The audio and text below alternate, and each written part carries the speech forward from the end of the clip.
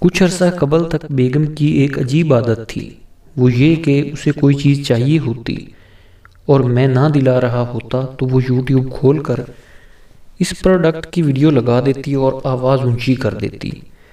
مثال کے طور پر اسے میک کی مکمل میک اپ کٹ چاہیے تھی جو کہ صرف مبلغ 2.5 لاکھ کی بنتی تھی۔ ایک دن وہ اس کی ویڈیو لگا کر فل والیوم میں چلا بیٹھی۔ میں نے اسے کہا کہ یہ کیا دیکھ رہی ہو؟ جواب آیا، لے نہیں سکتی تو دیکھوں بھی نہ کیا؟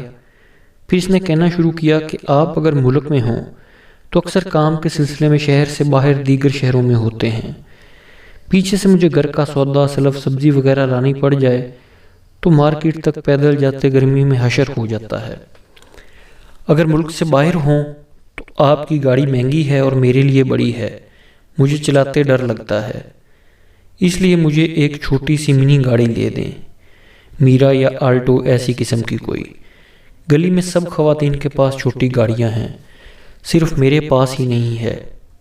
جب کہہ کر تھک گئی تو ایک دن اس نے یوٹیوب پر کار کا ریویو اونچی آواز میں لگا دیا۔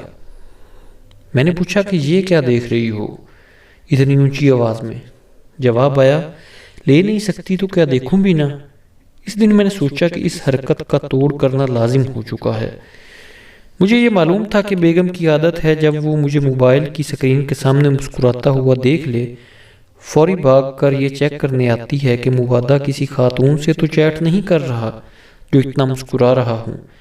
میں نے گوگل کر کے برائیڈل تصاویر نکالی، دلہنوں کی تصاویر کھول کر میں بیگم کے سامنے بیٹھا مسکراتا دیکھنے لگا۔ وہی ہوا، وہ اچانک اٹھی اور میرے سر پر آ پہنچی۔ جب اس نے دلہنوں کی تصاویر دیکھی تو بولی، یہ کیا دیکھ رہے ہیں آپ؟ صاحب وہ اب کہ میں نے بڑے اعتماد اور بھاری آواز سے کہا، لے نہیں سکتا تو کیا دیکھوں بھی نہ۔ اس دن کے بعد سے تاحال بیگم نہ کوئی ڈیمانڈ کر رہی ہے نہ کچھ دیکھ رہی ہے۔ شاید اس نے تجزیہ کر لیا ہے کہ آلٹو گاڑی، میک اپ کٹ وغیرہ اتنی بھی ضروری نہیں۔